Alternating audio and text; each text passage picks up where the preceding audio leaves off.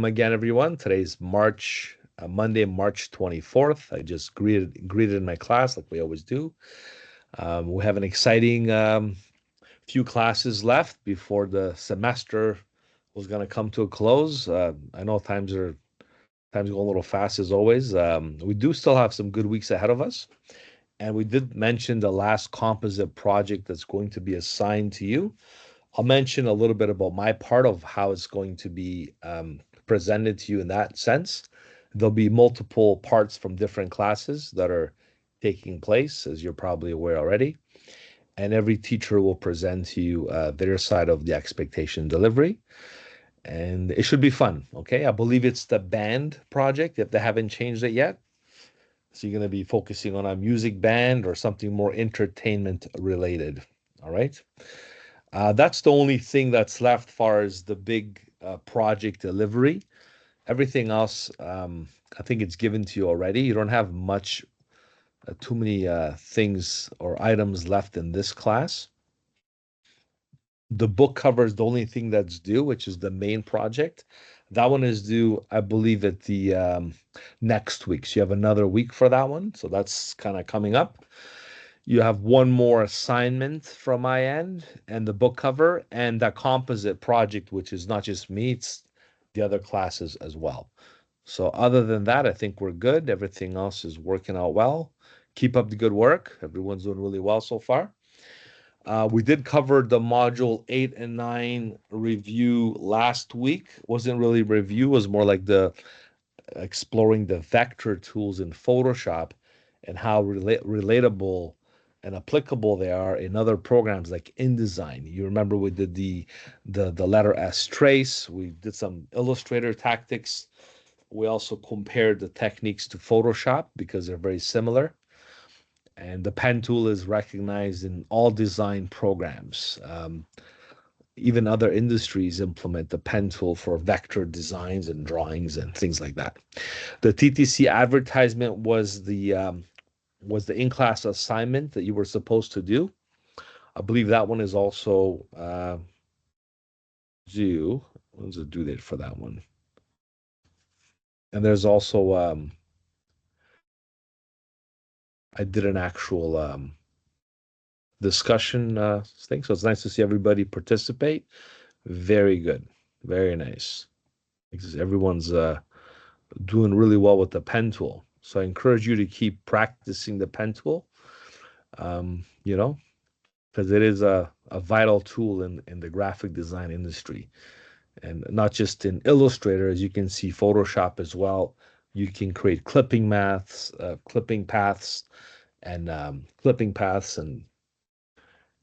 what's the other one I was looking for? Clipping masks and clipping paths. There we go. There's the two differential of the namings there.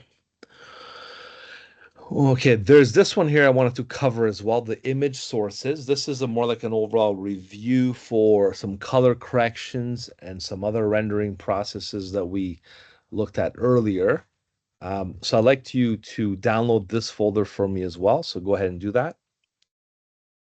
Everything else I think we did. This is from now on, these modules are combined. So we have 8 and 9, and we have 10, 11. We start like the web sources.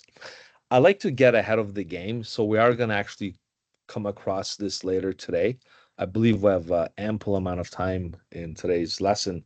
So after we finish this class, I'm going to jump on and explain to you what's coming up with the web stuff. And going forward, we're going to be utilizing Photoshop for web. All right, ever since way back in the Creative Suite edition, Photoshop over the years became a very powerful web design tool, mostly for designs, prototypes, like the actual cosmetics of the website. Some call it the surface materials. We do a lot of UX, UI design, and a lot of the surface materials are done in Photoshop as well. And of course, we use other programs like Figma, XD, and some other prototyping tools that are in conjunction working with these. But Photoshop is still nonetheless a very powerful tool. Even templates you purchase online, a lot of them come with the Photoshop sources and the Photoshop files. So we're going to explore those sources and those capabilities of the software, how we can translate it for web. And this falls in line perfectly with your next composite assignment, especially for the website that you're going to be designing in your HTML class. This prototype that you're going to create in Photoshop will help you build the sources for that website. So not only you're going to design a website in Photoshop, you're going to export the graphic sources and the image sources to supplement the HTML. So it's going to work hand in hand with how we're going to deliver this. Also, I'm going to show you how to convert a website in HTML from Photoshop. It's very limited, but it does have some great presentation capabilities. Okay. Then we get into some more web design stuff in Photoshop. And finally, we get into motion design. This is when we take another different look at how we can utilize Photoshop for not just print, of course, as we did so far. We're going to do some animations, okay? Some frame by frame animations, keyframe animations, video animations, and things like that. And we're going to wrap it up slowly by the end of the semester. We still have a good month ahead of us, okay? So we got March 24th. We go right till April, I guess April 20th or something like that. April 20, I can't remember, 15th or can't remember the last day, but it's anyways, it's in the April month as well. So we have a good distance from now till then. All right, so let's download this folder to get started, the image sources. So go ahead and do that.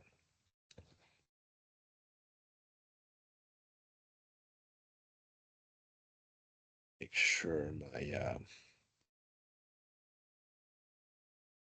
recording's on. Okay. So if you click on the image sources folder, it'll ask you to download. We're just going to go ahead and do that.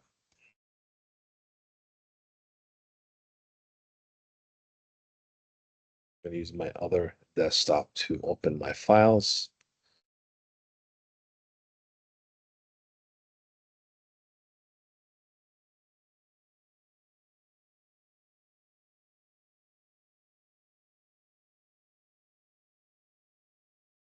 Because we kind of, when we did the image restoration class, I did pack everything in that one just for the sake of keeping it together. But I didn't really cover, I guess, an extended version of rendering interior design sketches. So this one has I believe the cartoon character. We're going to review this quickly, and then we're going to do like an actual sketch or design. Okay, so we'll do some color rendering as well with today's review. Before that, we're going to do some color adjustments on these images just to show you some more advanced things you can apply in Photoshop. Okay, so that's what this folder pertains. So let's start with this image on the very far, this one in the middle, actually. We'll open this image here. I want you to go to right click and open it with Photoshop.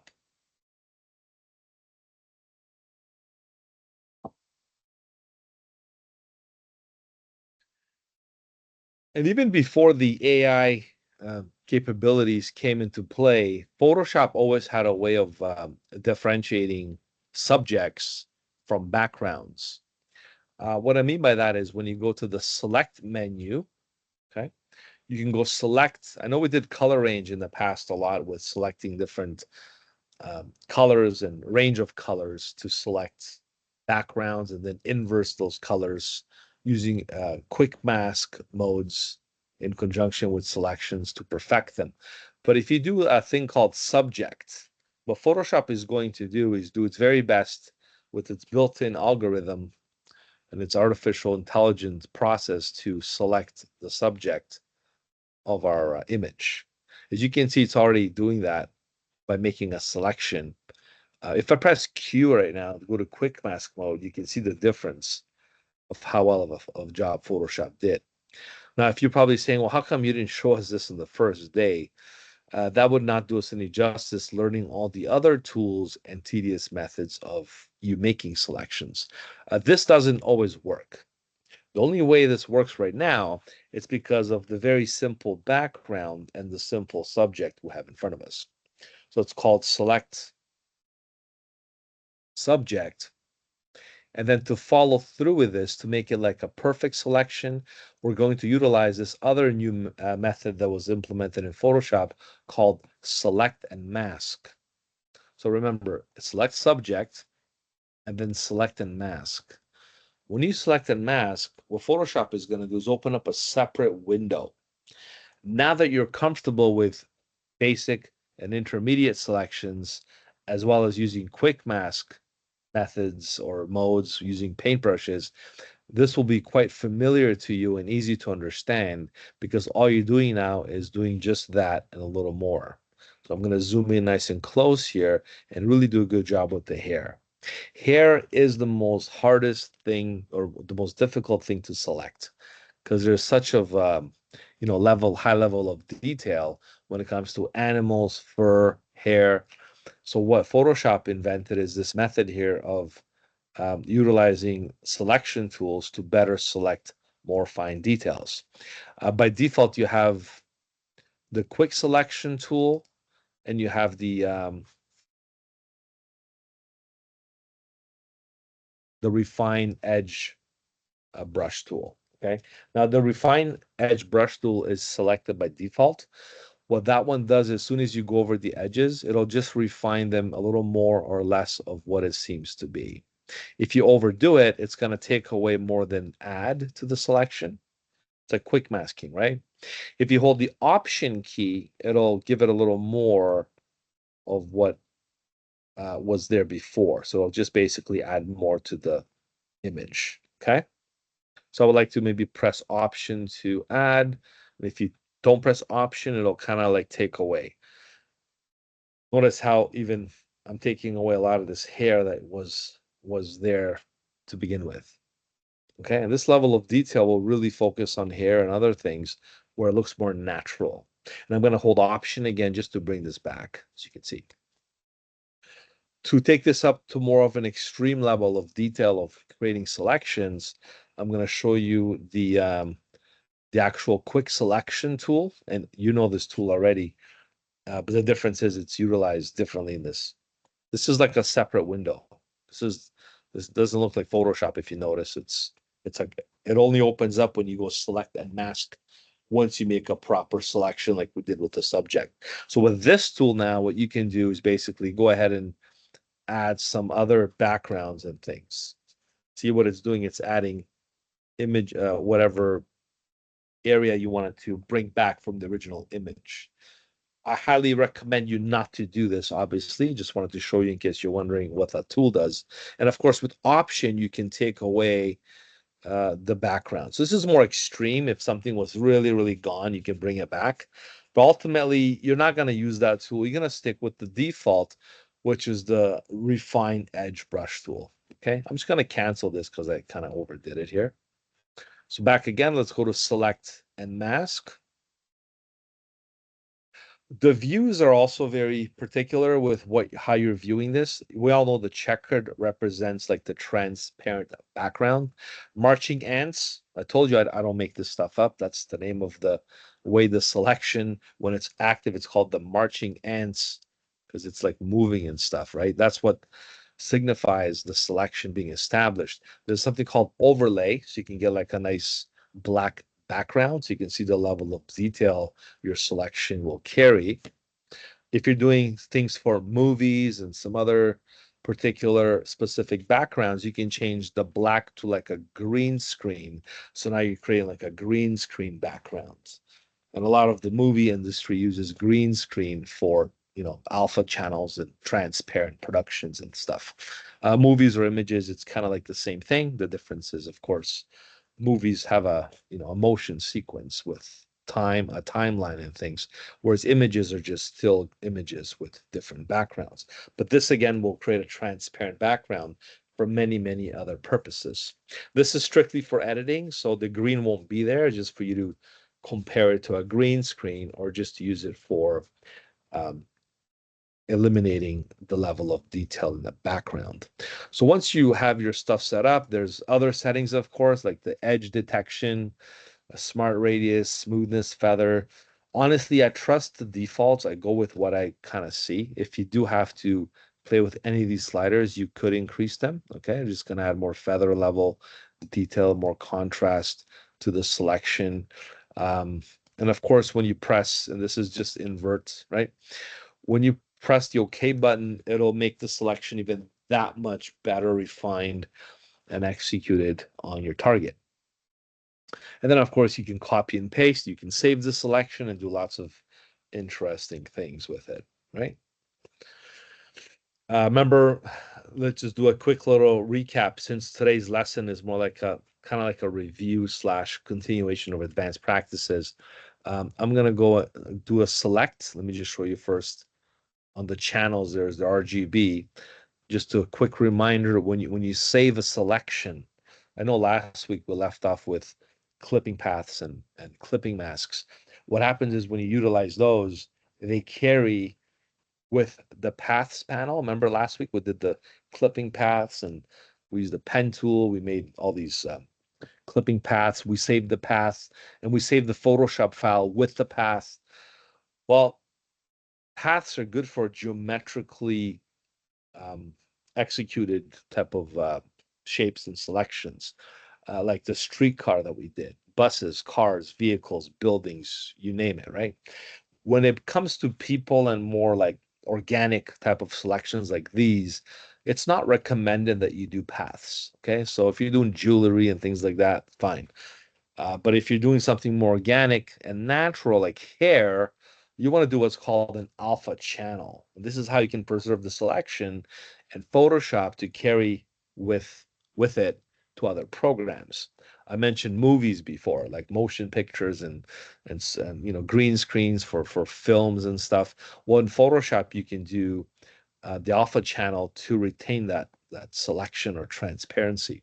So to establish this as one of those special selections, what you have to do is you have to go to select and you go to save selection. You probably remember this in week 2 or week 3. We did this to we did the actual constrain. Just get the proper wording here. Okay, content aware scale. So by doing this, we were able to prevent the image from squishing by adding this alpha channel. So just quickly review that because it is an advanced step of method. And now that you know Photoshop a little better, you can really, really relate to this. So save selection. We're going to call this person, okay, with glasses. Okay, and I really call it something really unique. So you're not going to think it's something like by default, like call it like selection 1 or something like that. And this will be a new channel that we're saving inside the document. Okay. And I can deselect the selection now by simply clicking away and going to the channels. You can see how the person with glasses is saved.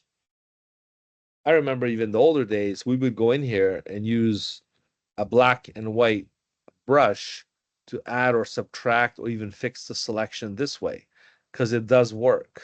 Not that I want to do that, but you could feather and fix selections in alpha channel mode or go back to RGB mode. The thing is, the selection is now saved and it's part of the document. Okay. What's the benefits of doing this? Well, let's keep in mind, let's unlock this layer here. Let's say we were to do, let's say we want to resize the image to fit in a web page or something or any type of document. If we go to content aware scale, right? And if we do this, it'll do a good job recognizing the person, okay? So it'll kind of work. But if it doesn't work, if you have a more complex background, when you do edit um, content aware scale, you can protect the person with the glasses.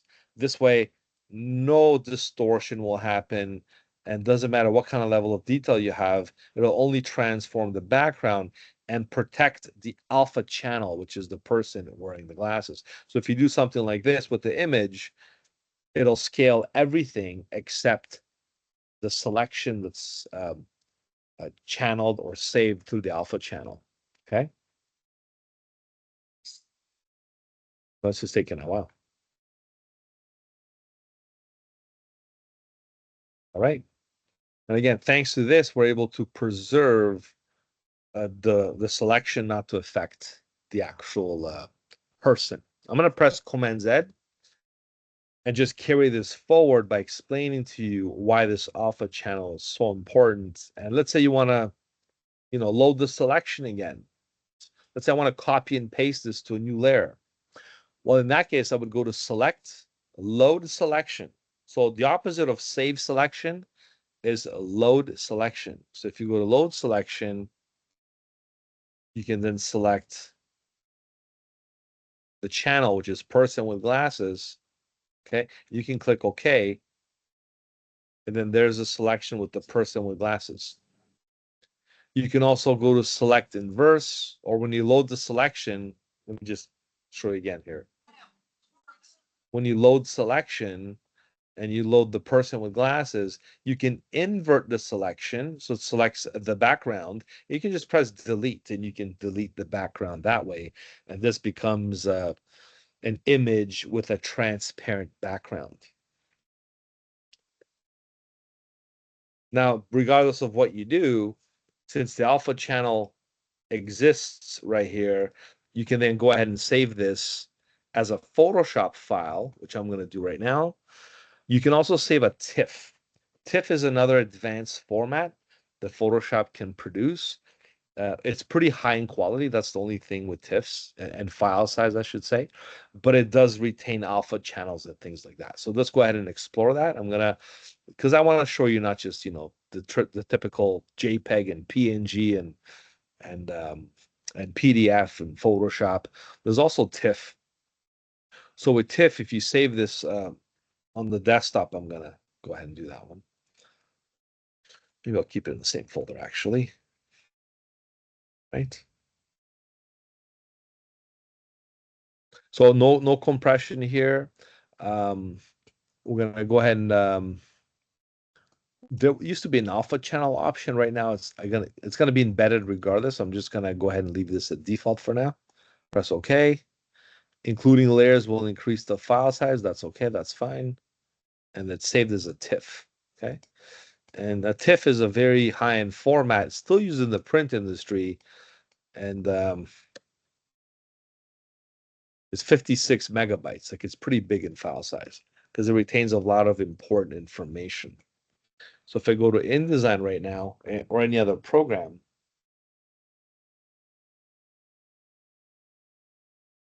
just to save a Photoshop file as well, right? Save as Photoshop file. Because before you couldn't use Photoshop, you have to use TIFF files to transfer them to page layout or any desktop applications. So TIFF was a way to, or EPS was the way to communicate from Photoshop to, let's say, what used to be InDesign was called Quark Express. Right now with InDesign, because it's Adobe-based software, you can just use Photoshop and you'll be just fine. But in case you're using some other advanced programs, you have to still use a TIFF as a substitute, okay? So I'm going to use Photoshop as well to show you the difference. So I have both formats saved. And there's InDesign. I'm going to create a new file. Just a quick print document will do for now. Stick with inches, and we'll do landscape, just so it'll fill up my screen better. All right, so when I go File, Place,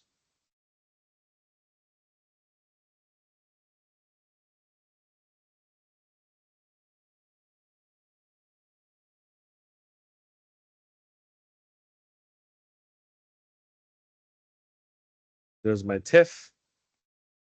Show import options will be on.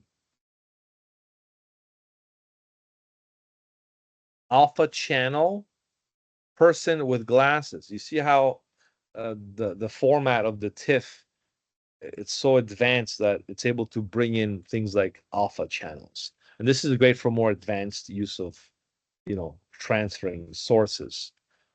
If I taught you, let's say, I don't know, motion design with Adobe Premiere or even After Effects, you can bring in alpha channels there for video editing stuff. So this is how you can relay the information from Photoshop to other applications. So we're going to do person with glasses because we have that alpha channel saved from Photoshop. We're bringing it inside InDesign, and the whole purpose is to basically, get the image to be nice and transparent. And professionally, this is what they do when they make those ads with transparencies, and they use alpha channels, so everything's nice and perfected. All right, and right, so there's nice and transparent.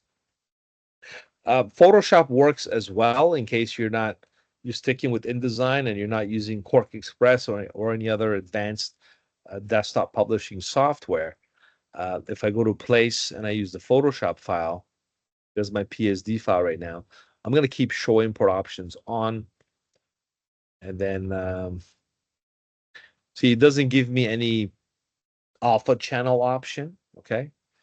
Under Image, though, under Image, you will get the option to choose Person with Glasses. So you have to kind of look for it and then go to Person with Glasses. It'll work the same way if you were to bring in a Photoshop document, okay?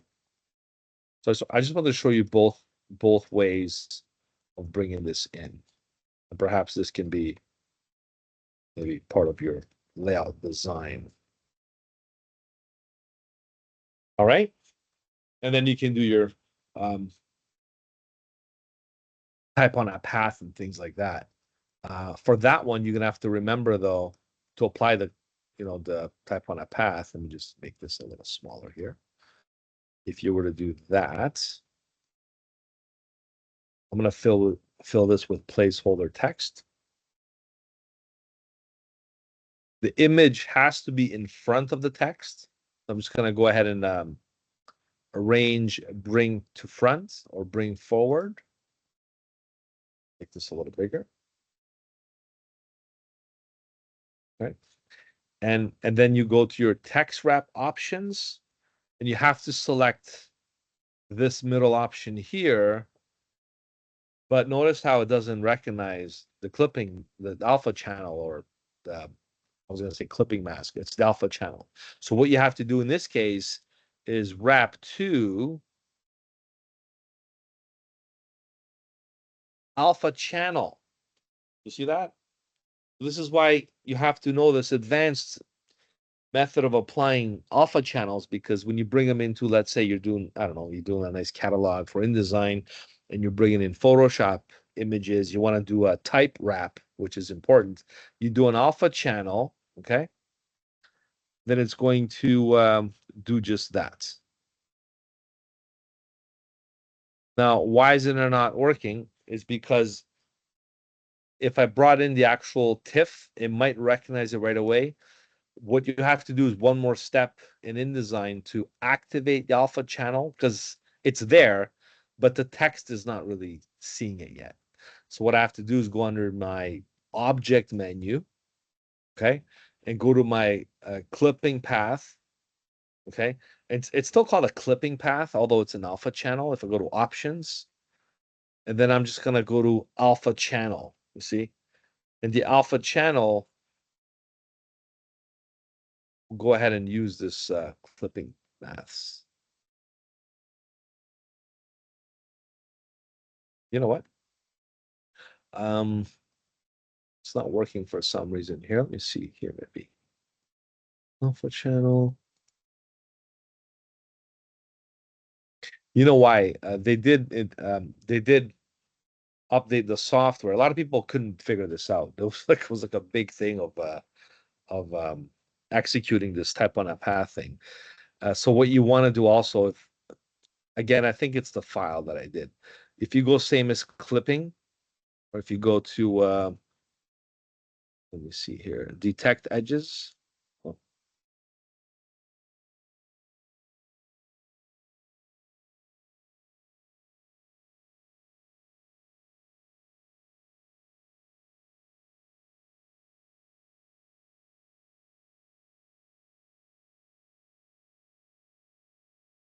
I think I destroyed it. I think I did way too many things here. Let me try one more time.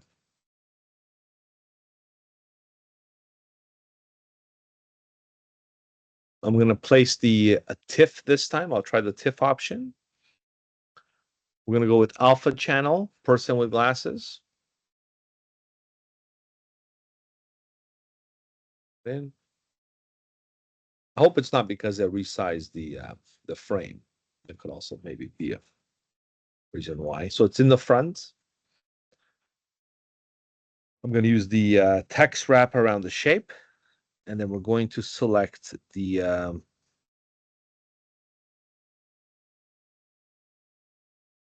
alpha channel. There it is. So you can see why you want to use the alpha channel and you want to use the TIFF, because guess what? The Photoshop file was not working. So I do apologize. I mean, it does work, but only works as a transparent image. For you to perform an advanced text wrap, you have to do the alpha channel with the TIFF. I could be wrong. I can try it again. Maybe I did something too many steps or something. But for this to work, you have to literally do what I just showed you, right?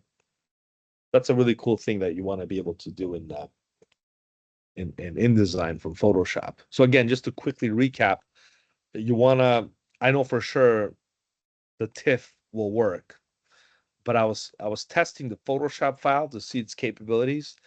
The Photoshop file wasn't working.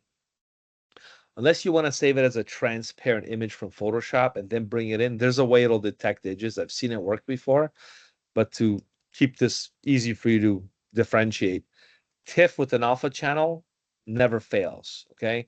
The clipping masks like we did last week with the streetcar never fails. These are the advanced additions to the software that you can use to communicate with other programs. Because, Photoshop has to communicate with, InDesign and even Illustrator sometimes, right?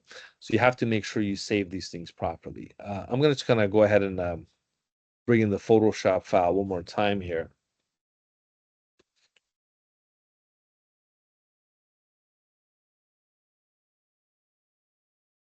Because I know you guys like to use Photoshop files. So if I go Photoshop, if I go to image, person with glasses, right? There's my file.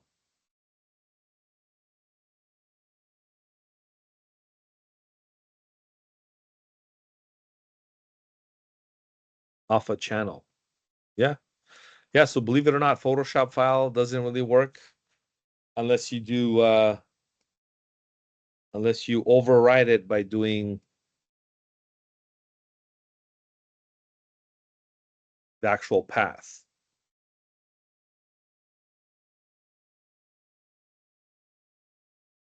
So select subject is the way you override it. I still prefer the alpha channel because it's perfect. You create the actual path and everything in Photoshop and it works just like that. But if you do select subject and then you do the wrap, it should work as well. But I always like to use the alpha channel as my number one source to do this kind of stuff. Okay, so takeaway here, you can use both. One is more tricky. You have to select subject as an option because the alpha channel only works in the TIFF format. The Photoshop is a little wonky, as you can see here. Detect edges. Sometimes it works depending on the path. Sometimes it doesn't. You also have bounding box, which is a square. That's not going to work. Alpha channel, we saw how it's wasn't working unless it's a TIFF. Okay. Graphic frame is the frame. That's not going to work. Same as clipping. This works if you did the path like we did last week. Okay. And if you have none of these things and you have a transparent image that's saved in Photoshop, that's saved as an alpha channel, it should detect it this way by selecting select subject. And then you can control the variance of the wrap that way. Okay. All right. So try that out. If it helps you with other projects and stuff, you might want to use it for in the upcoming um, assignments and things like that you might have. Here's another shortcut here. If you make it bigger, I'm just pressing Command Shift.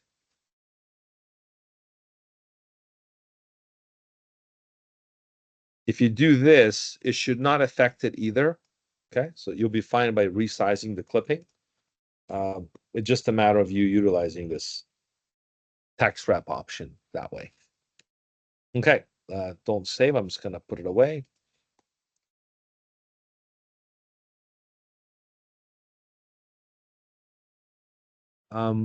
The other one, let's use this one here now. This one is the color range exercise. So for that one, I'm gonna right click and open it with Photoshop.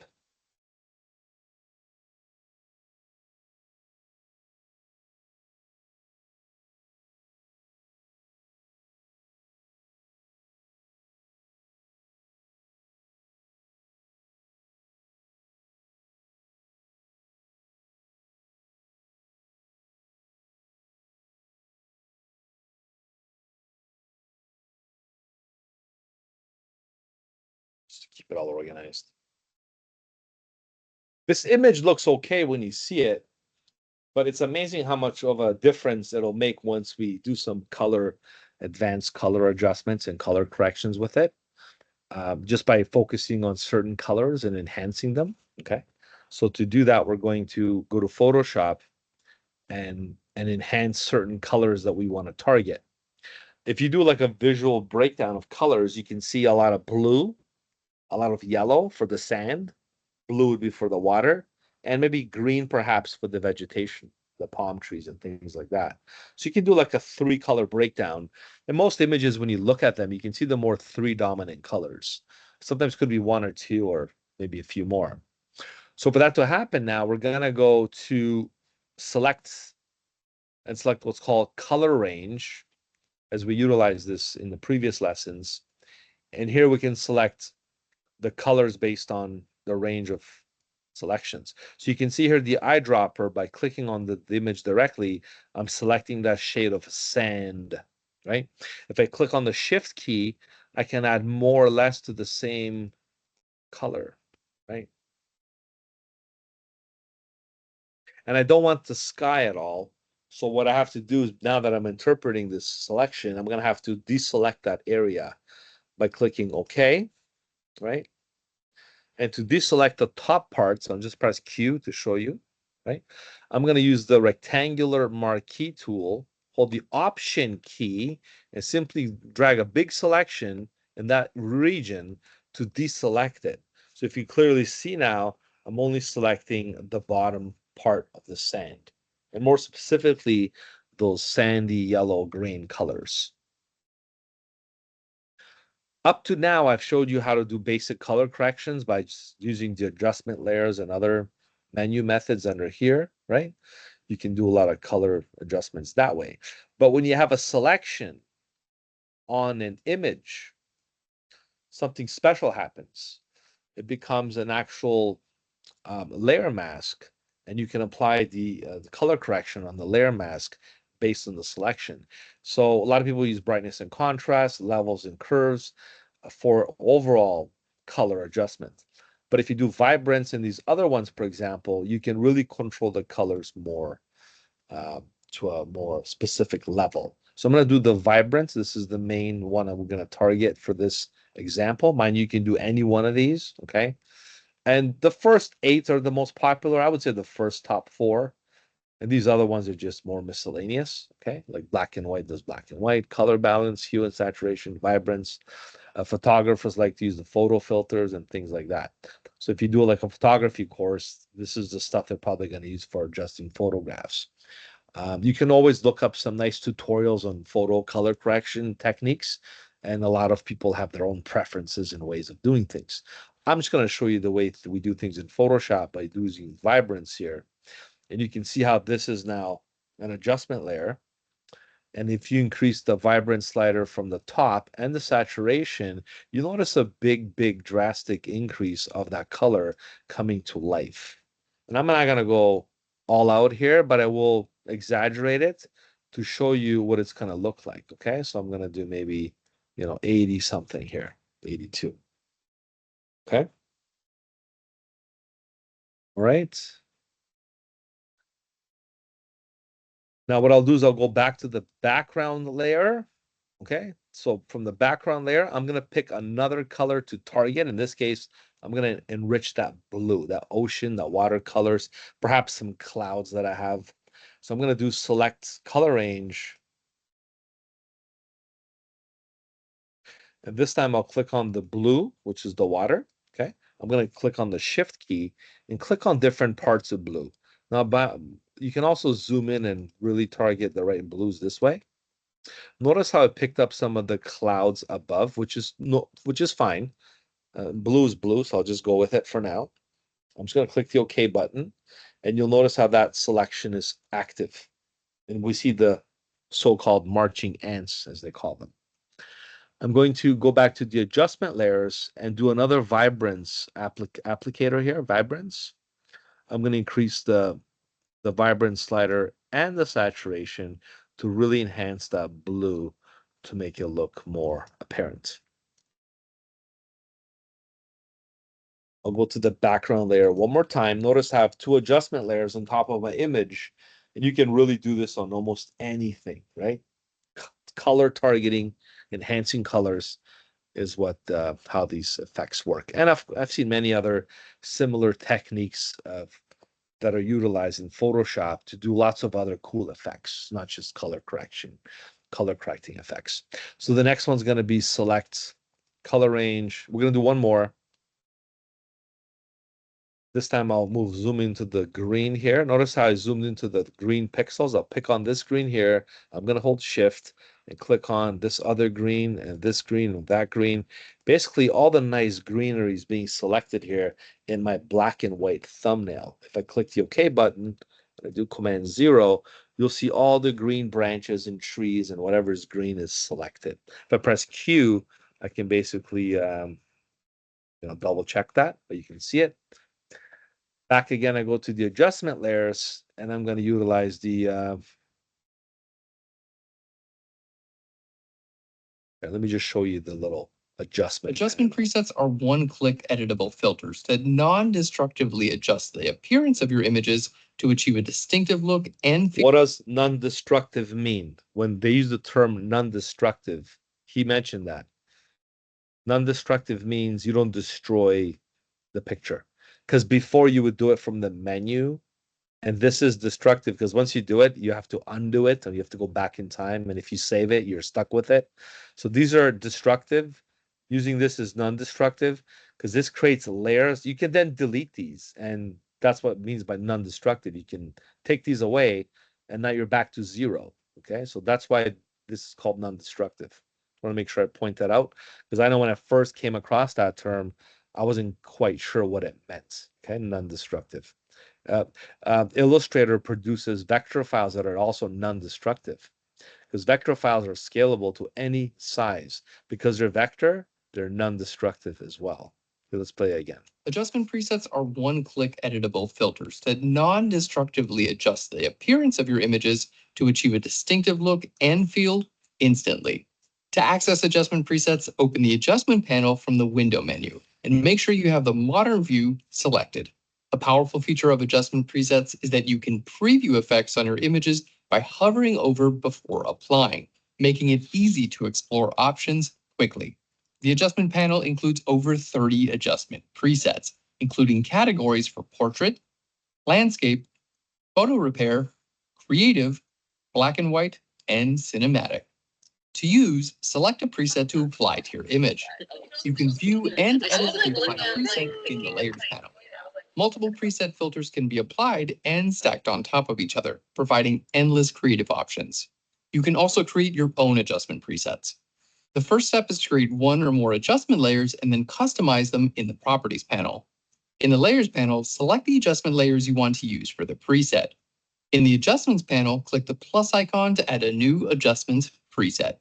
Adjustment presets are perfect for previewing and creating dazzling filter effects to your images in just a few clicks. Okay, so that's a nice little explanation how you can utilize the same method, but these are like the presets, which what he's talking about, they're all here. I'm doing something more customized.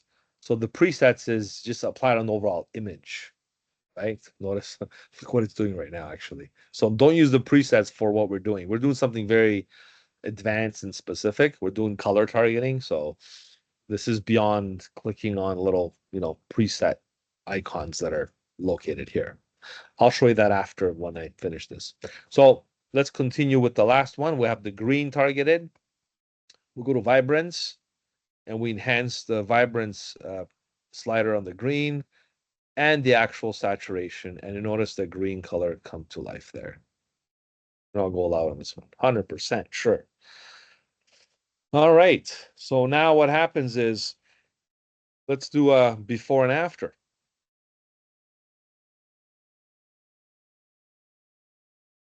Ready? This was now, and this is before. Quite the difference, right? At first, we saw the image, we thought it was nice, and it looks like a nice destination. But once we added the adjustment layers on top, you can then see the big difference of the way the adjustment layers made the colors richer, and the image become a little more, vibrant and stuff, thanks to our color targeting using the color range method in conjunction with adjustment layers. All right, so if we save this as a, let me just save it as a color range 3 complete. Okay. What the tutorial was more gearing towards was you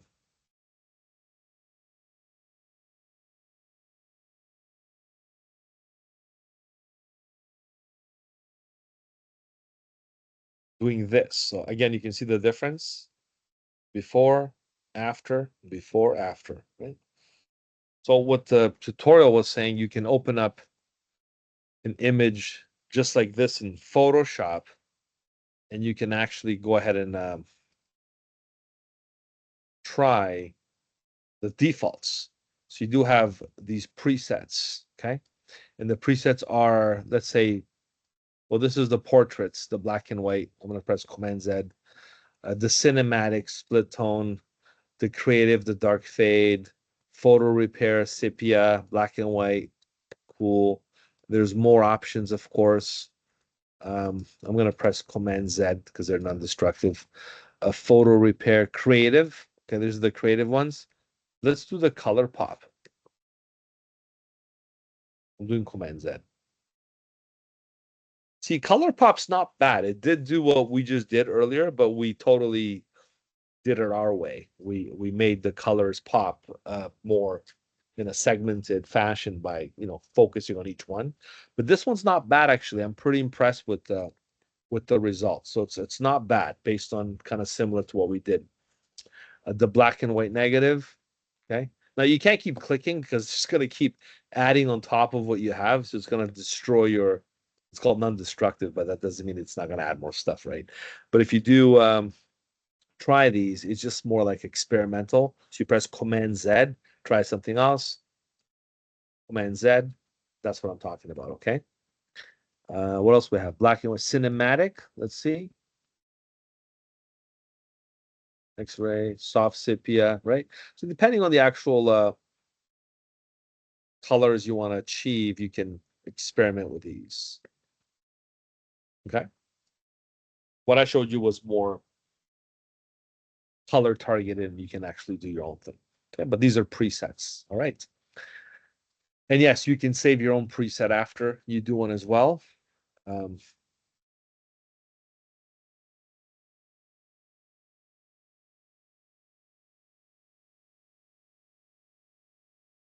But be careful because that preset only works for this image. So unless you do like a creative preset, you could save it and use it on the other ones, but it's all based on how you go about doing it. All right, let's move on to the next one. The next one is another color range example. However, this is more like using flesh tones and skins and things like that. So I'm going to open this in Photoshop. And you can see here how I'm going to close this here. Right? So we have a girl here drinking her smoothie, and a lot of portraits and images are enhanced, um, still using the same color definitions and creating a more color-rich, vibrant effect. For that case, what we're going to do here is focus on the skin tone, and depending on the actual nationality and the background of the image, it works either way. So for this one, I'm just going to go ahead and do select color range, right? And instead of clicking and trying to get the flesh tone color, which you can, okay, we can actually do this. Pick a different tone of the color. She could be, dark skin, light skin, depending on the skin tone. You can also use what's called skin tones. So skin tones is something that Photoshop will utilize to its own behalf and interpret what a skin tone color is.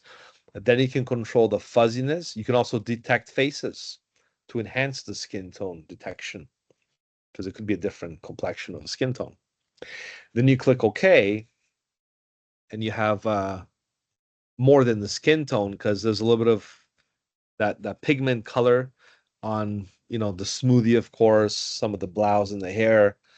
So what we're going to do is we're going to perfect the selection and focus it only on the skin tone. Okay, so we're going to do some adjusting, of course. To do that, we're going to go to the adjustment layer, and I'm going to stick with the boy, this video is annoying, it keeps popping up. We're going to do vibrance again. Vibrance is a really popular, cool adjustment because you saw what it did with the other photo. For this one, we're going to focus on the skin tone and perhaps maybe the smoothie drink as well. So we're going to click on the vibrance filter, and we have the vibrance filter selected. Now I'm going to teach you something that's outside the rule book, okay? Because there's ways you can edit the selection without using, like the rectangular marquee tools and stuff. To do that, okay, you have to hold, you ready for this one? Option click. When you option click on the adjustment layer, what you can do is you can, just like alpha channels, notice how they're black and white. White represents the selection, the black represents not being the selection. So when you option click like this, same rules apply. It's an alpha channel. And you using a black and a white brush, just like quick mask mode, I'm just going to use the brush tool here, increase my brush size. Just by using black as a foreground color, I can take out parts of that I don't want to affect with my vibrance adjustment layer. Okay, so I don't want to affect the hair or the background or the blouse. I'm just going to spray everything out like this. Okay, and I can just everything like that, right? I can zoom in, and you invest the time that's needed to perfect your selection, right? So we're going to delete all this stuff here. You can also make your own selection and select that part and do it that way, but we're using the automated features here in conjunction with adjustment layers. So I wanted to show you both. Okay, so we're going to do this.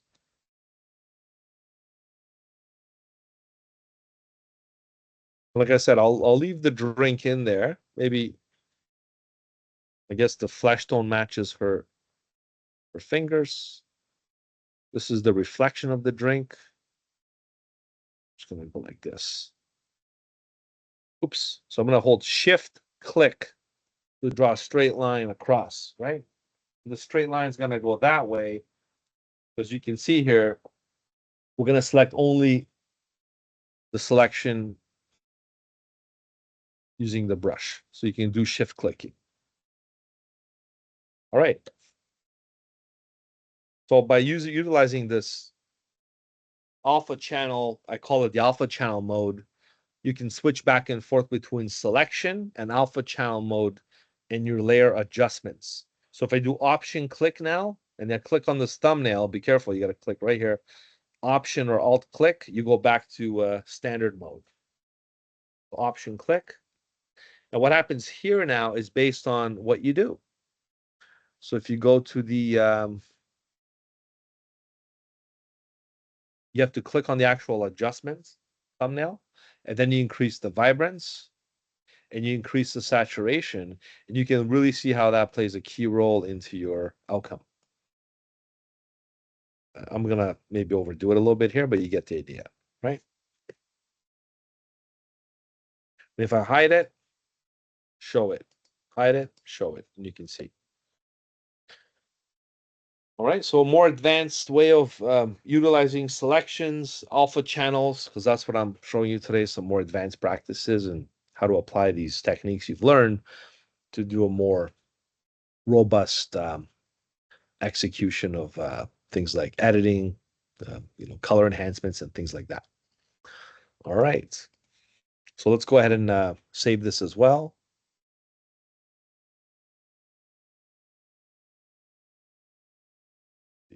Done.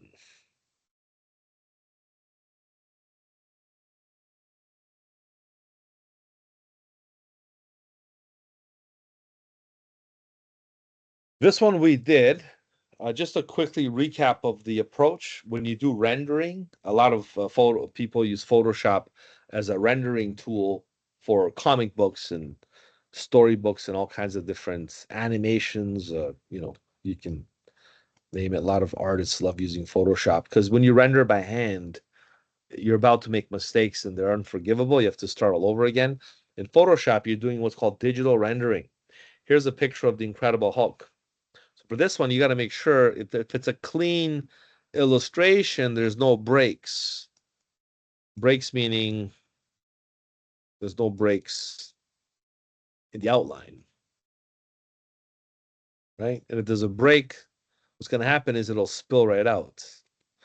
The two ways of doing the rendering, we covered this already. I think we did like the little Mario character, is you can use the paint bucket and simply fill the colors that are necessary. So we know the Hulk is green.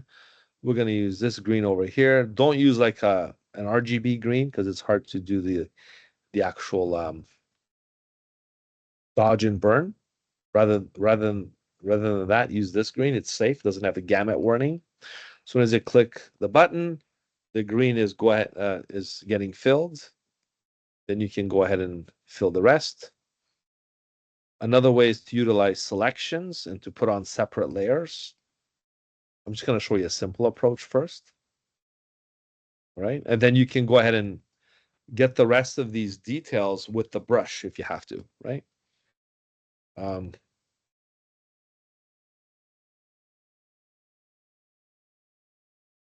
not a fan of doing it this way because of the way it's applied on top of the image. Um, it does work, but depending on the level of detail, you see this is you can see here there's a lot of grayscale with the outline, so it's not that sharp as you want it to be. Okay. And once it's done, it's done. You can't really edit it afterwards. Okay. So what I would like to do in this case is instead of just doing it this way, this is more like the amateur way. I'm just gonna press file revert. I would use the magic wand, okay, and just simply do a selection. All right. And if you press Q, you can see what you selected, what you didn't select with the Q key. I'm gonna hold Shift and get the rest of the areas here. So a lot of tracking you have to do on your own. Like this.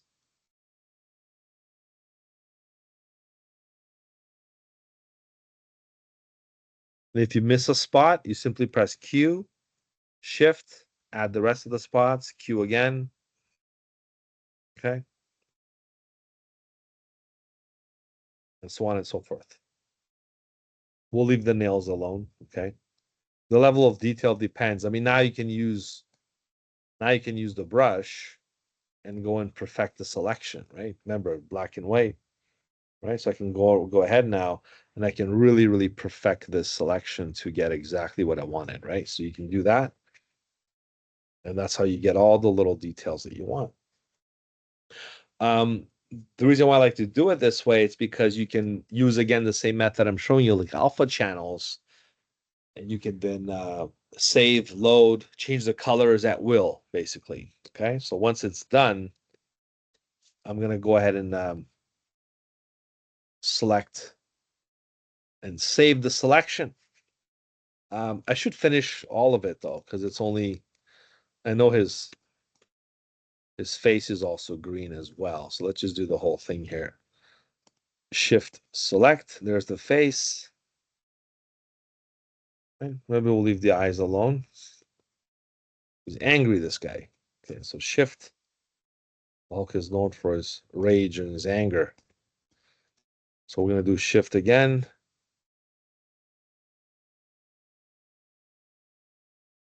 I think I made a mistake accidentally. I clicked on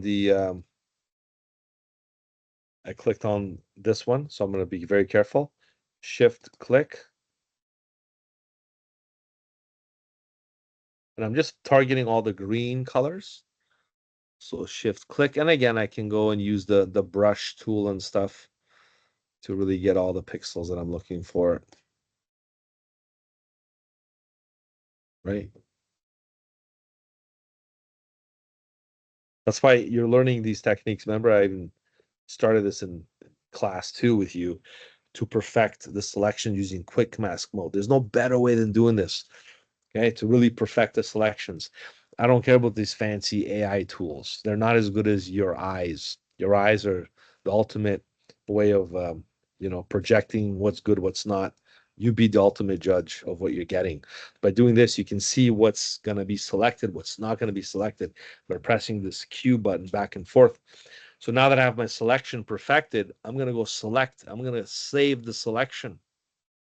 So I'm going to save the selection and I'm going to call it Green Hulk because that's the color that I'm channeling and I'm saving it. And I'm going to press deselect because if I go to alpha channels, there's my Green Hulk being selected. And the benefit of this is I can actually load that and use it as my alpha channel, right? So now I'm going to go back to my RGB here, go to my layers. I'm going to create a new selection, right? I can load it on top, but I like to use a new one. I'm going to call it green. So I'll do a color target specific fill. So in this green layer, I'm going to do select load selection.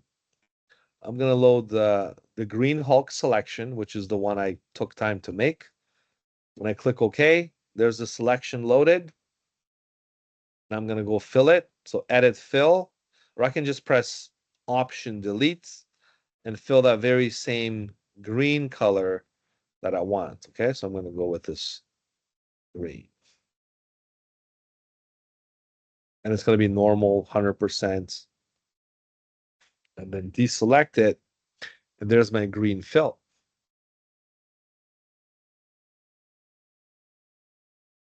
I can then change the blend mode. Okay.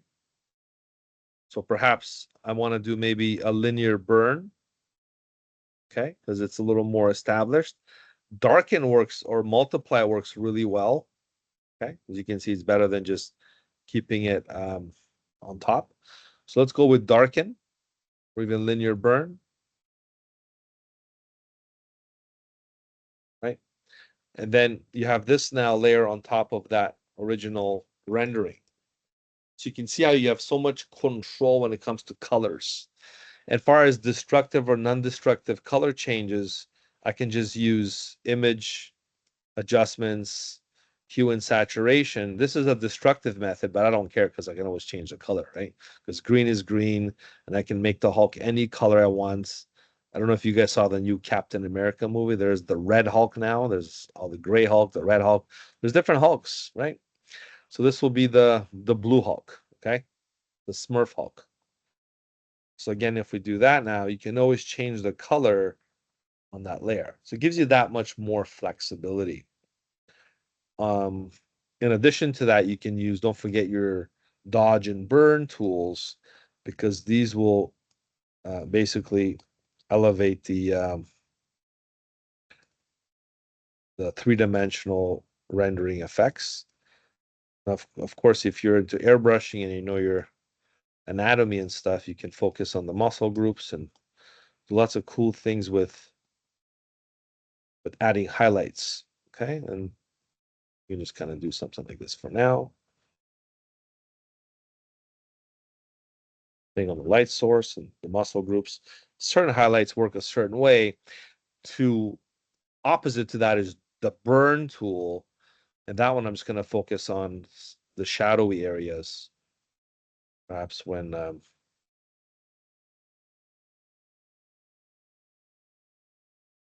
here and there.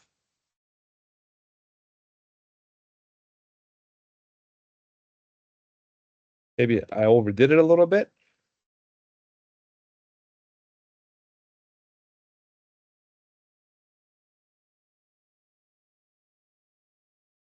And I would get the details, of course, right? You would do that.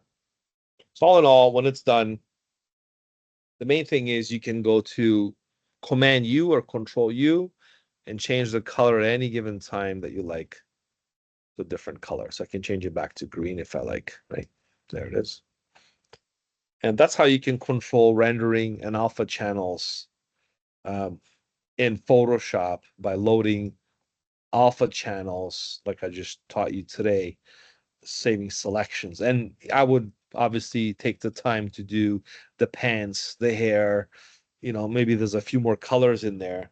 And then you can, I'd always change it, load it, and be in full control with all the color application on your drawings or renderings that you're applying on to your Photoshop work. Okay.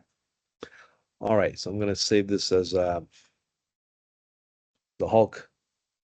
I'll call this rendered PSD file as a Photoshop.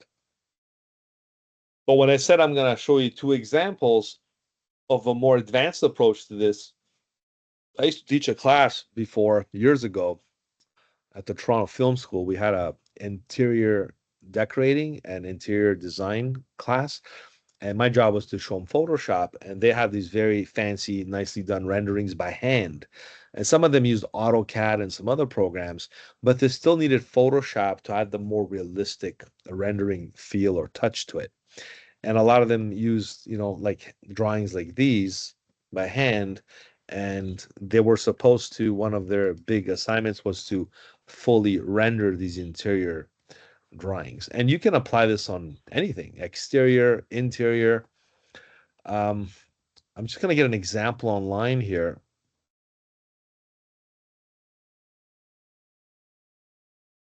Interior design drawing, right? And you can see there's a lot of nice clear ones here. Under images, you can get at something as complex as this one here, something more sketched like this, okay? Because it's not going to be perfectly outlined, just like it was with the Hulk example. This is more like the rendering that's done on top of the drawing, right?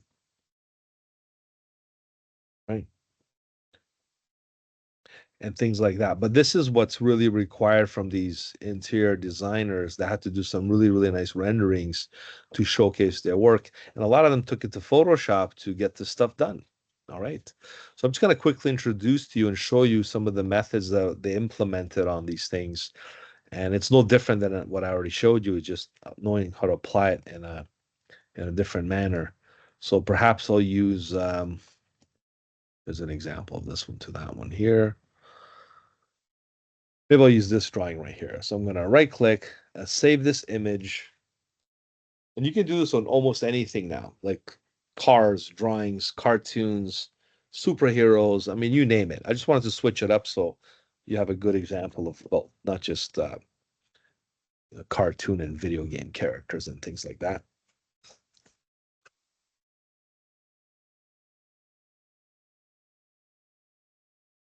This is a JPEG. It's not the best quality of a drawing, but we're going to open it anyways in Photoshop. And this was a drawing that you would create, you would sketch by hand. And this is when Photoshop becomes really helpful because already this was a lot of work to begin with. Coloring this on top, there's no room for error. If you mess up the color or if you smudge it the wrong way, think about it. You have to do the whole drawing all over again and you have to color it again. So what better way than to use a perfect drawing like this and then utilizing Photoshop editing capabilities to add color to your drawing or to your architectural drawing as well. But we're going to target things like perhaps the couch, maybe the wall and things like that. So what you do is you make the selections utilizing the Photoshop techniques And because the image is not a good quality one, you can't use these magnetic lassos and quick selection tools. I mean, they might work, but for the most part, if they don't, you have to use. Actually, this one wasn't that bad. So maybe you could use those tools and then use the quick mask method to perfect the selection. So then I would go here, use the brush tool, and just quickly grab these little edges using shift and do that. Oops, I think I got a little too much. I'll press X. X switches black and white, black to white. I can add or take away different colors.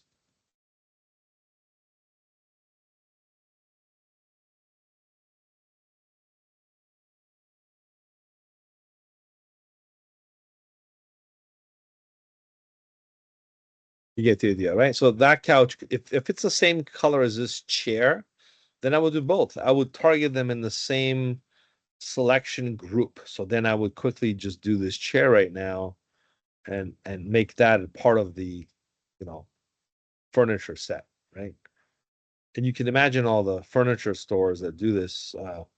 I mean, they obviously have nice photographers and photographs of their inventory, but on the website, they're not gonna take pictures of the same couch, 7 times if it comes in 7 colors. They can have a Photoshop editor change the color using, the color method, or if it's a rendering, you can do it this way. So let's say this is the set I want to save now. I simply press the Q button and I do select, save selection, right? And this will be called the furniture set, maybe O1, because I might have another set and call it O2. And that's how I can keep track of each furniture set that I'm using. Okay. And I'll simply deselect the selection once it's done, because I know for a fact my alpha channel has that set nice and selected and put away for me, right? Don't forget when you do this, you got to always click back on the RGB. All right, now I'm going to quickly add one more just to complete my cycle here. And this will teach you how to control and apply these advanced selection measures. Zoom in here. Maybe I'll do the background, like the wall, because that's something also that's you might want to do. So in that case, as you can see, it's a lot of sketching going on here. I like to go right to quick mask mode. I'll just press the Q button right off the get-go. I'm going to use the brush tool, and I'm going to go ahead and press X, make sure it's black. There we go. I'm going to go from corner to corner, shift, select, and shift select this way.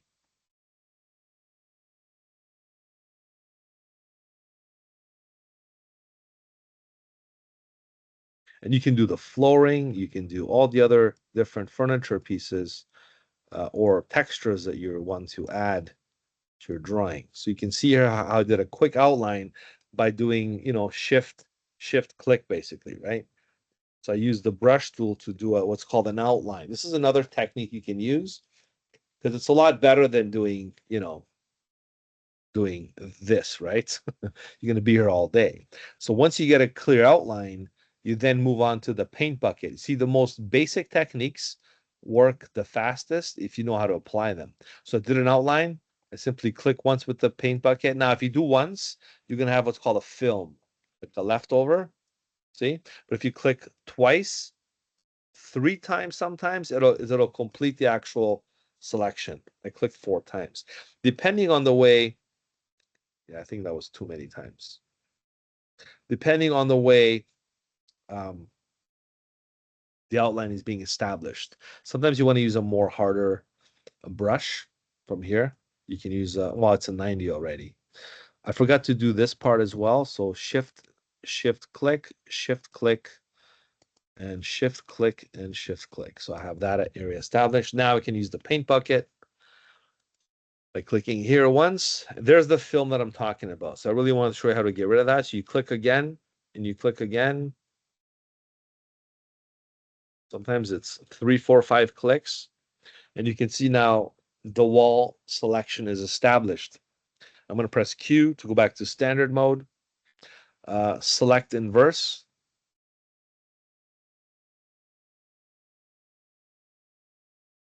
So it's selecting only the wall, like that. Don't forget to inverse the selection. And then save the selection, just like I did in the previous examples. Today's all about alpha channels, selections or advanced selections, and utilizing them with not just Photoshop or other programs as well. This will be called the wall decor, okay? And maybe the wall decor 01, because you might have more than one. And then I'm going to go ahead and deselect the selection, because everything I'm doing here is internally. Internally, meaning the alpha channels have my wall decor saved. I got my furniture. Eventually, if I invest another hour, I'm going to do the whole drawing, right? The whole drawing will be segmented into different parts. And I can just load selections and add colors and fills and things like that. All right, so let's see what happens with the next steps. I'm going to go select, load selection, and then I'll select the furniture. Click OK, and there's my furniture being selected. I'm going to utilize a new layer, layer 1. I'll call this furniture. Always keep a separate layer. Some people like to put the color right on top of the picture, but then it doesn't give you editing power. So editing power is when you have a separate layer and you can delete it, you can add a new one, and always, once the alpha channels are there, you can always load the selections. It'll be so much faster. So furniture, let's pick a color here. We'll go with a nice, there, hot red pink color. Nice. This is a nice bright one. I'm going to do Option Delete. Option Delete does a fill. Okay, it's like going to edit fill. And then when you do the fill, you simply deselect. And then you do the blend mode. So in this case, you want to do a blend mode, and you can do perhaps multiply. You can do some of the other blend modes. If this goes with your drawing, perhaps you want to do a screen effect, right? But I'm going to go with the even color burn works well to give you a nice illustrative look. Like a lot of people like to use this one with a smaller opacity level. See, to do this with it. So it looks like it's actual rendering on top of the original design, right? So that looks kind of cool. It's got that retro look as well, okay? So again, I'm lowering the opacity and I'm applying a subtle color burn effect. And of course, if you do multiply, it gives you the other ones as well. And you can go through the whole list of different things. The next one will be the wall decor that we did. So I'm going to go to the background layer again. I'm going to go select, load selection, wall decor, click OK. And now I'm going to create a new layer for that one and call it wall 01. And for this, you can do the same thing. You can do a color or you can do a texture. And texture is another great thing that you can do in Photoshop, which I'm going to show you. So for the color for this one, we'll use a nice, I don't know, like a very, very log green, I guess. Option delete, right? Deselect and use a blend mode. And blend mode is crucial into you executing this properly.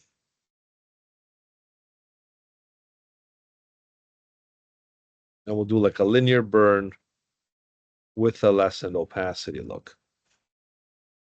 All in all, when I complete this entire room, it'll look like a definite, well completed rendering. And the beauty is, if you're into the interior decorating industry, a lot of times the client might not like your color choices and they're going to tell you to change them. They might say, hey, I don't like that wall. Can you change it to something else? Or I don't like that couch color. So what you can do is then go to the wall and press Command U or go to hue and saturation and change it to any color of their choice, because they're the clients, they pick the colors, right? So you get to do a lot of cool things, same as the furniture, right? You can change the color at will. Okay, so you can really do some cool things with the couch, right? Or with any colors. That's another advantage of using Photoshop as your digital rendering tool, because once you save the files, they're, editable. One more thing I wanted to show you was applying textures. Okay, so this is like the wall textures instead of a color. What you can do is you can double click on the layer itself, and you can go to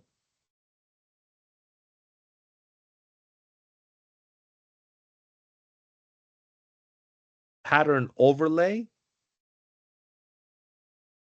You then pick a pattern.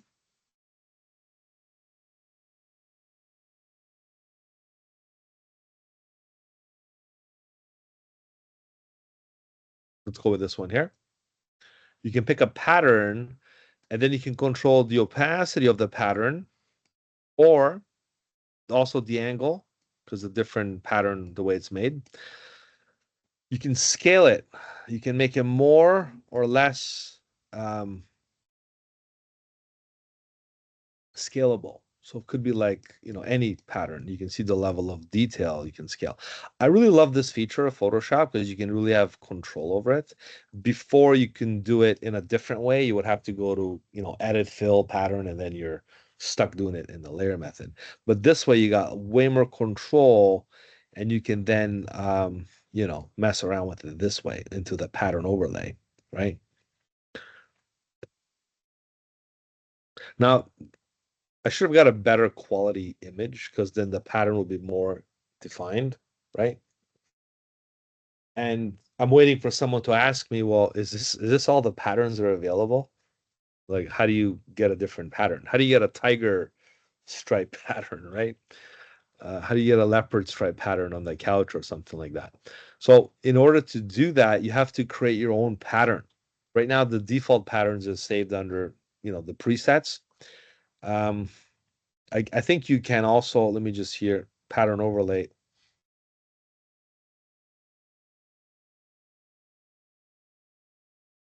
Where's the patterns here?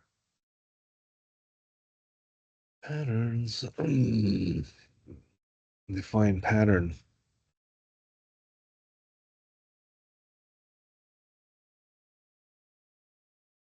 Here's your patterns. So patterns is like a palette. These are the patterns that were given. Yes, there's trees and oh look, there's more actually. There's water. It's kind of cool. And grass and trees. But these are like really like I guess natural patterns and stuff. Um, and when I applied them, what happened was putting it on top of this one here. So I'm just going to get rid of this pattern here. So to change the pattern, you simply double click on the pattern overlay. And from here, you go to, let's say, the trees pattern. And now I have a trees pattern lookalike.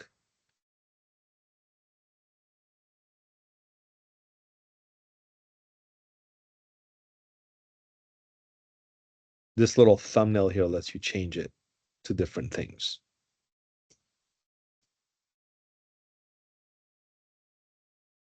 Right? And then, of course, you can scale it more or less. What it is. Yeah, that kind of looks cool. Right? Don't forget the opacity is what makes this kind of faded. So if you go full opacity, you can have a more contrast added to the design. Yeah, but how do you make your own pattern? Okay, so let's say I want to put, we want to go really retro. We'll pick a pattern. How about like a wood paneling or something like that, right? So then I would go online or create my own pattern from scratch. I mean, let's use AI here, guys. Come on, let's use that. So I'm going to create a new here. I'm going to create a new layer. Okay, a new layer here. We're going to make a selection like this. So a selection on a new layer.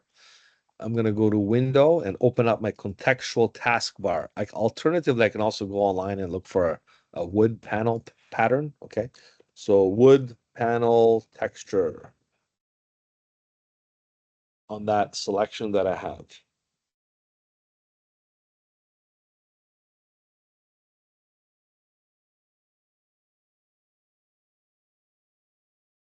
Well, there it is. Not bad, actually. Not bad at all. And I do have a few more options. I have this one. I got that one, right? Okay. Pretty cool. Let's go with this one here. So what you want to do now is, or you can just Google, you know, wood panel texture. Sometimes I like this better, I'll be honest with you. Like it looks more natural. You can just grab the image, make that your pattern, copy and paste it, and then you're here, right? But let's just say you use whatever method you prefer, doesn't matter. Keep in mind, this is a layer now that Photoshop kind of created with its AI built-in algorithm. So I'm going to use the rectangular marquee tool, okay, the most conventional selection tool ever. You make a rectangular selection. You have to do this, otherwise it's not gonna work. You can't define a pattern unless it's a rectangular form. Same as Illustrator. I'm sure you've done patterns in Illustrator. You gotta kind of group them in a rectangular fashion, just like bricks in a house. You have like a brick pattern, so they can offset in a different formation, but the rectangle is the way you have to define it to begin with.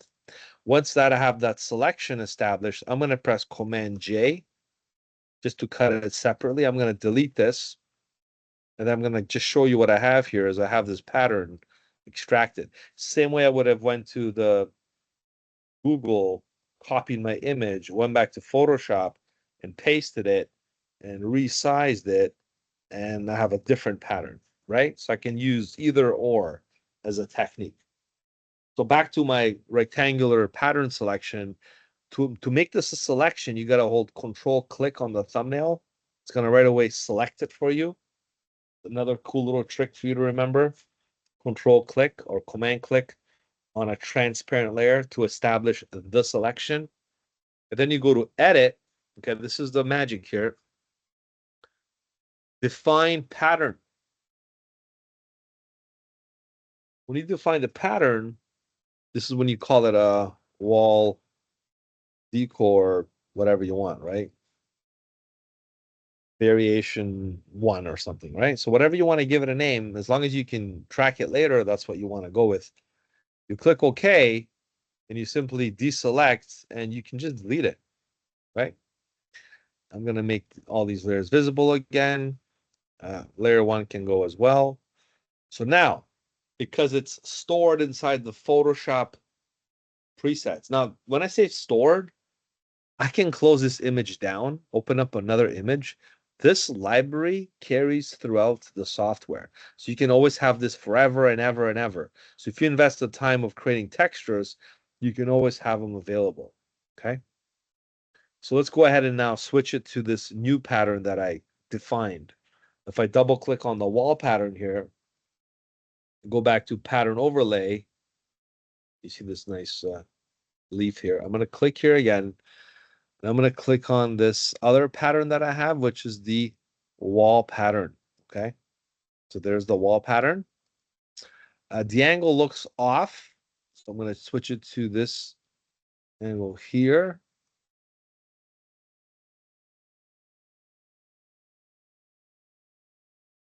I'll put 0.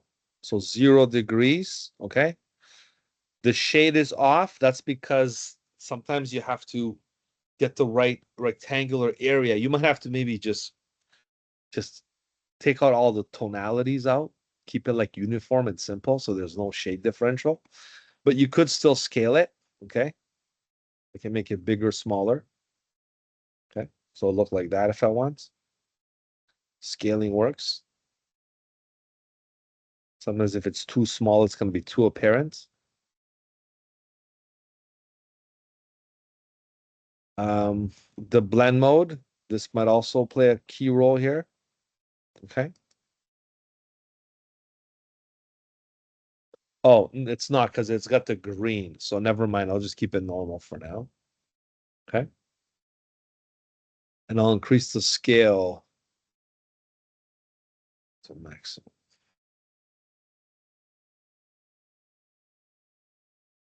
Yeah, I like to get rid of that line there, so maybe we can probably fix it too. Okay, so let's go with that one. And there's my wood panel applicator. Okay, it's all based on the texture that you got and the way how it's applied.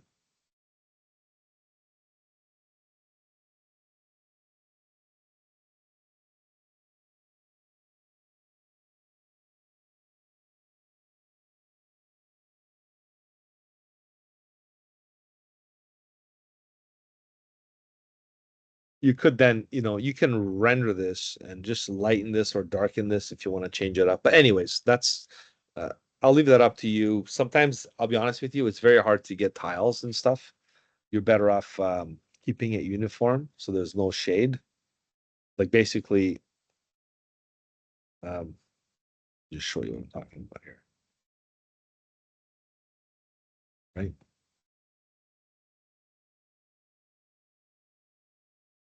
If I was to use this one, it'll probably work perfect because there's no shades in it. You know what I mean? That one was more like an illustrated design. Let me just show you another example. I want to make a nice smooth finish so it looks well. Or basically keep it all straight. You can make it, any way you want.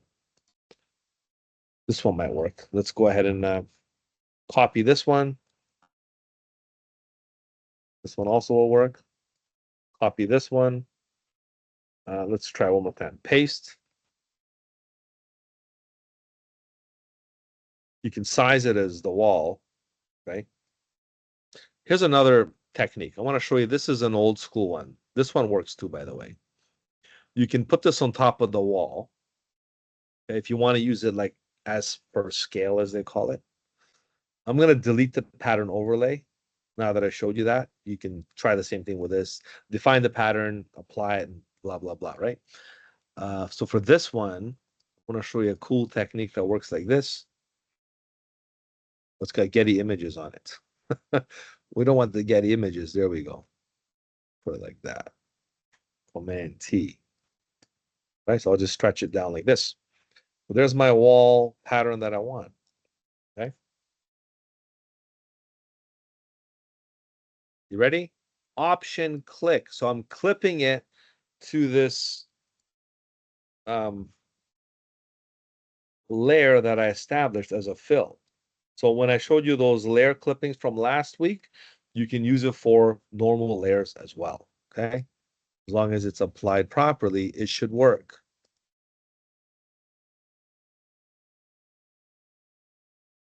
Like that, right?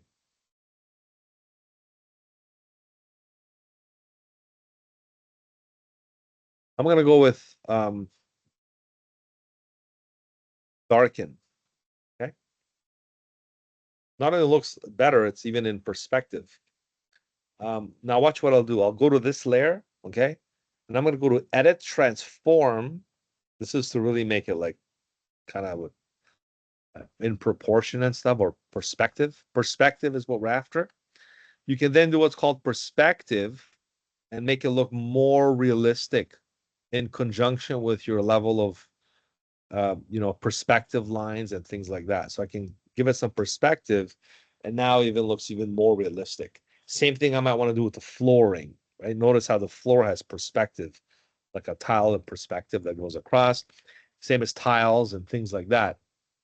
So you can really take Photoshop to the next level and do a full rendering on, on any type of illustration.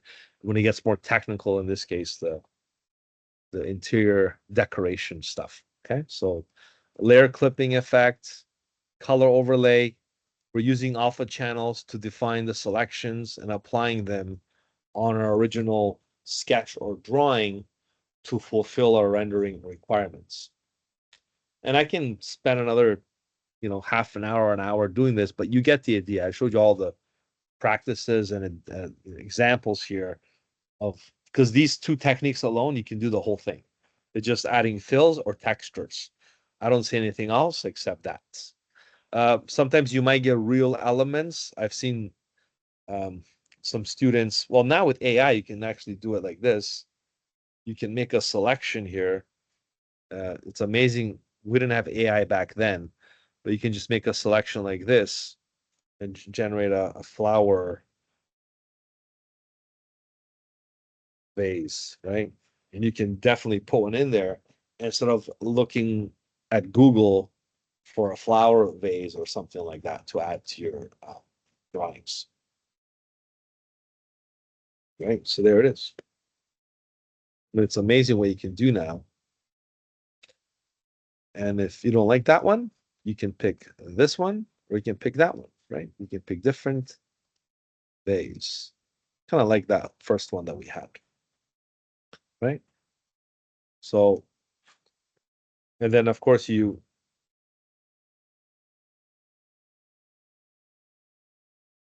flatten it, right? Because this way it makes part of the image, and you can then utilize that as your drawing.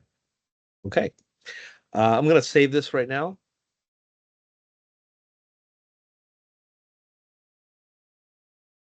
And you can try this if you have to do any type of rendering of your own.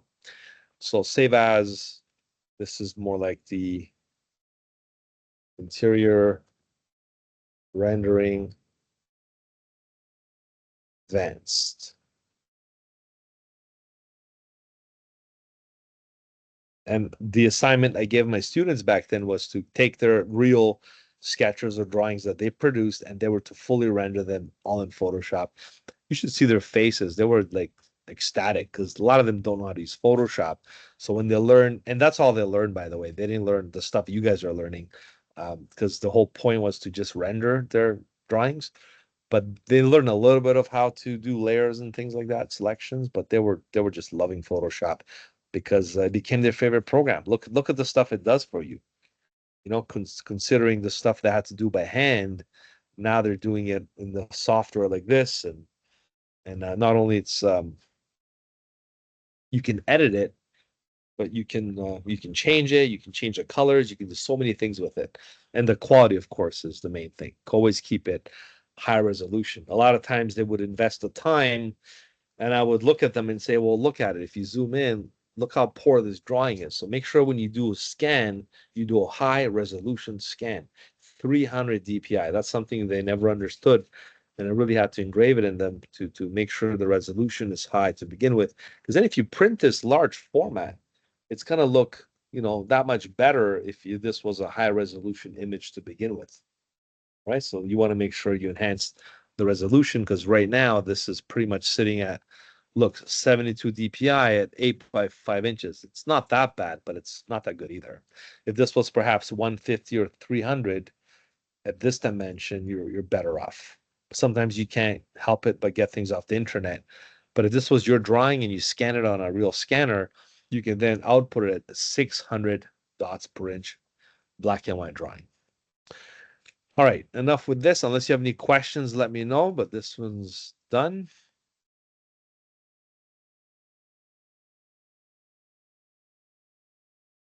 So before and after. It's only going to show me the alpha channel preview, not the textures, but it's all there.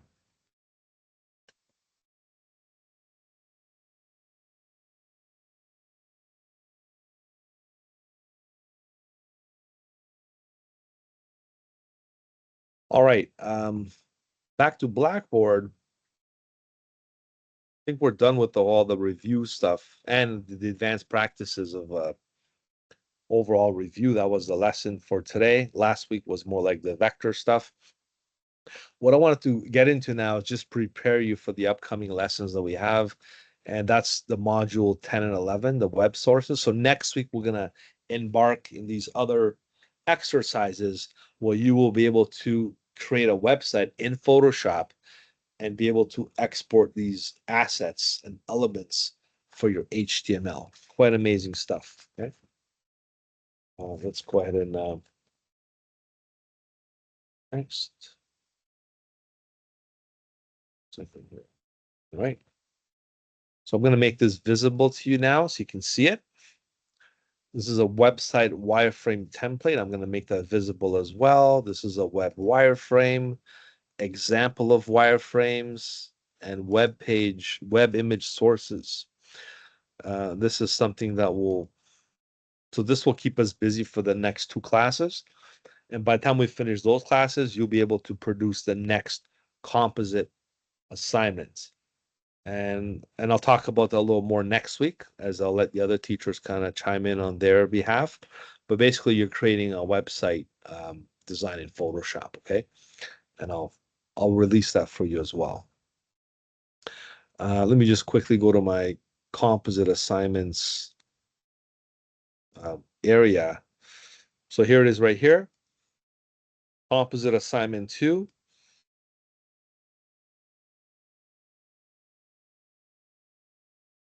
So you'll be demonstrating your Photoshop techniques learned in class to fulfill the objective for the overall final presentation. See the PDF attached for more details. So layer organization and management, image placements with the frame tool. I'm going to teach you this new tool Photoshop has. It makes things so much easier when you prepare layouts for web using Photoshop. Also, we're going to learn how to generate image assets. This is when you convert your Photoshop images for HTML. We're also going to utilize the multiple artboards feature, which we haven't done before. I just didn't find a reason to because everything was kind of one-page document stuff. When you're making a website, you might create multiple pages. That's when Photoshop comes in really handy to create multiple documents. I wouldn't use it for anything else. If you're doing like let's say a menu or a business card, maybe. But that's what InDesign is for. InDesign is to create multiple page print documents. Photoshop supplements InDesign. So does Illustrator. InDesign is the tool you want to use to create multiple artboards, not Photoshop. But because you're creating mock-ups and prototypes, in this case, it's permissible and it's kind of useful. This is why we're going to use the multiple artboard feature in Photoshop. This is your PDF handout. So if you open that up, you'll see just like the other composite, just the requirements that are asked of you. You're going to demonstrate some layer masks, selection methods. I'm going to include the frame tool here as well. Generation of assets, layer styles are optional. Complete mockup, including the home page along with navigation, etc. And that's it. So it's pretty simple, the breakdown, but these are the things we're going to cover in the upcoming classes starting next week. This is due near the end of the semester, so it's due in 3 weeks. So you do have plenty of time to get this done.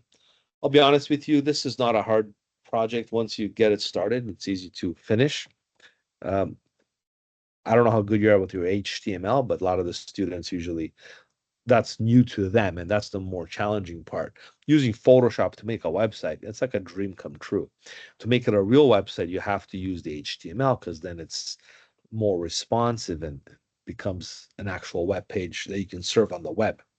Okay, so I think that's all for that one. I'll show you some examples of student projects next week as well. Okay, so you can see what other students have done with this project.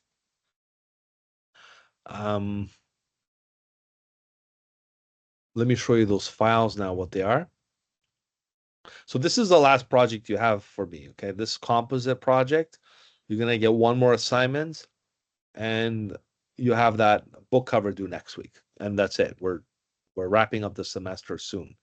We still have a good 4 weeks ahead of us, but this is how things are winding down right now. All right, let's go and see those documents now.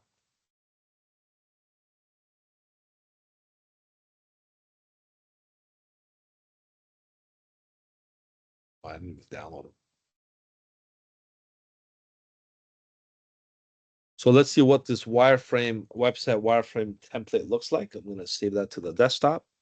Make sure I organize my files also for next week. Web wireframe. I do change it from time to time, but these are things we use. Examples of wireframes.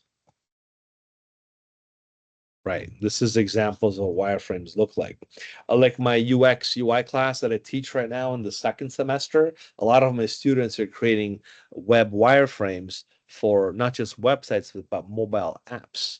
So I'm getting them to create a mobile app for me on a prototype. So this is the stuff we can use next semester using Figma and some other programs to create these prototypes. These are your image sources to help us aid into designing these documents here.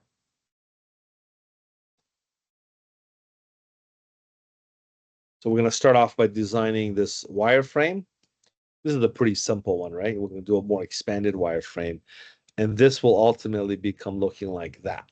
Okay, so it's like a real looking website, very visual in this case, but there'll be a lot more content that you're going to put in there as far as text is concerned, HTML, there's the menu, the buttons, and things like that, right?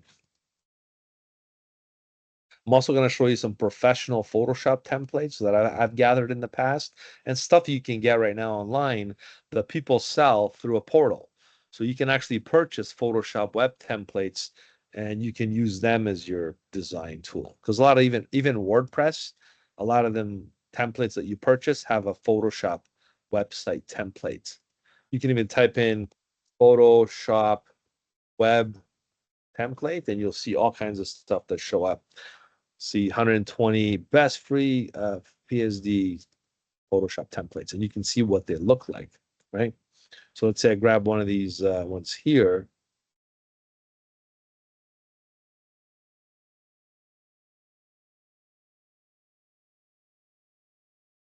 Photoshop file. I agree. Download PSD templates.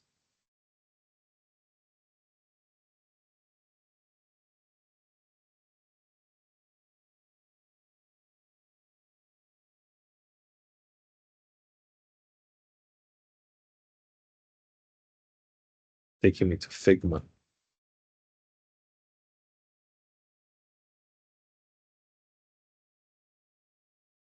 Anyways, this is how these guys work. They always try to bamboozle you with, you know, false advertising and stuff. But there is stuff you can get some. I got some templates I can show you. I just wonder if you can get some online for yourself. Some of them should be able to download. Let me try this one here, maybe. This first one. Download templates. All right. Anyhow, like I said, I'll show you what it looks like in terms of the build. So you see like the header, the nav bar, the sections and things like that, how we're gonna build these pages. As a matter of fact, I might have one right now to show you here. Just give me 1 second.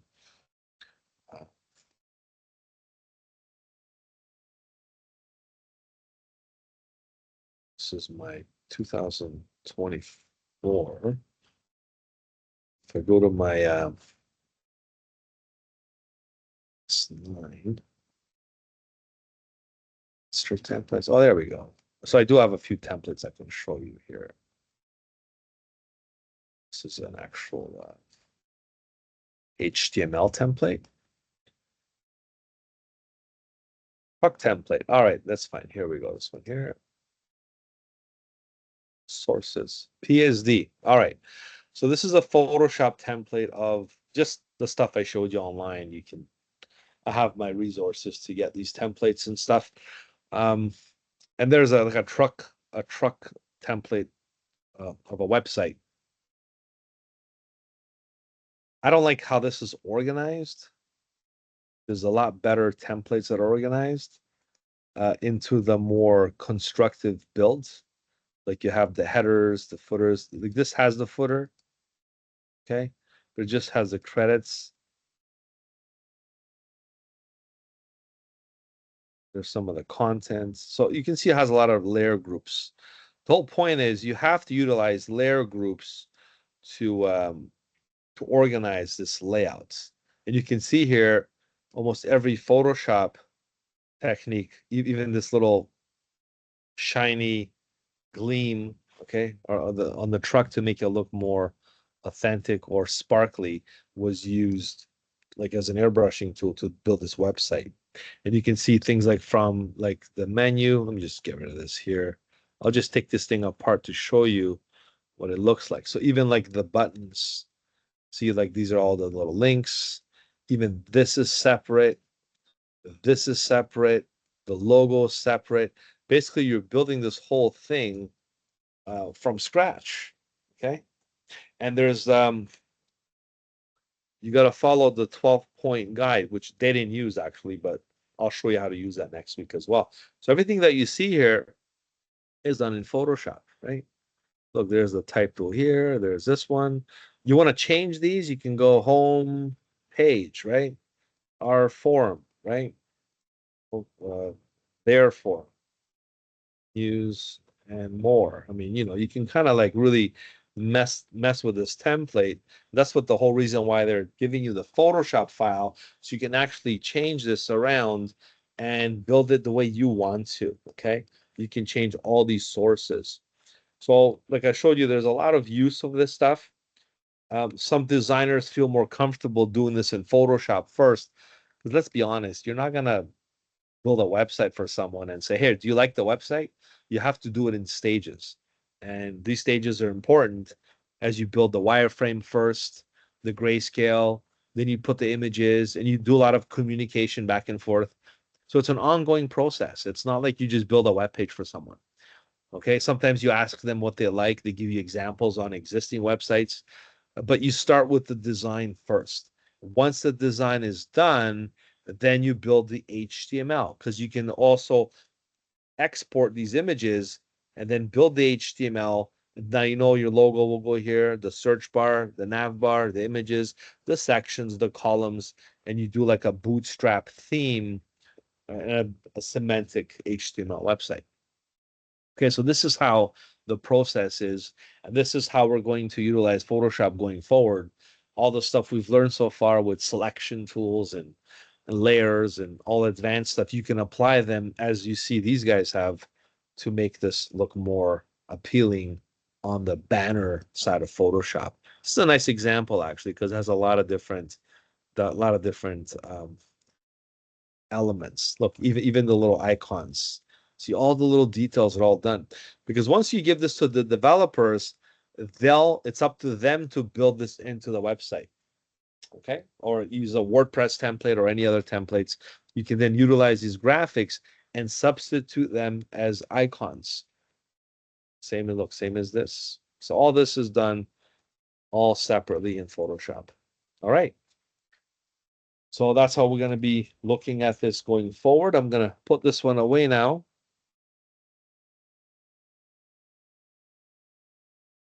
Maybe I'll save this for next week. I'll give you another example actually that I have. What's this in next movie here? I have another example to show you.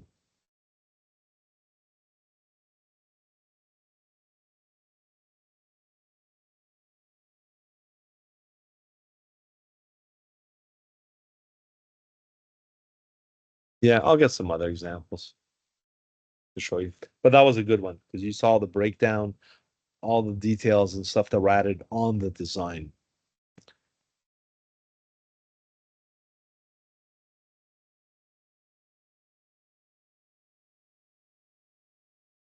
Okay, so that's next week. We're going to start with this. I'm going to start you right from scratch. We're going to create a new document and we're going to build a website right from scratch in Photoshop. And then the following week, we're going to actually make it a website and do some HTML and stuff, some basic stuff. I'm not going to, take over Felicia's class. He's doing a great job doing that with you guys. But we are going to do a little bit of setup for that part so you know how to include the right sources in the right modules and areas in your HTML. Alrighty, so I think that wraps it up for today, or this evening, I should say. As far as time goes, we're doing really well. You have that assignment that's due next week, the book cover project. The composite assignment, we'll talk a bit more about that next week or next time when I see you. And you have one more in-class assignment I'm going to give you in about 2 weeks. Okay. And that's the motion design. We'll cover that next when the time comes. All right. Any questions? Because I'm going to stop the recording now. Thanks for watching. I'll see you guys in the next video and I'll take some questions afterwards. Bye for now. So see you guys soon. All right. Have a good week.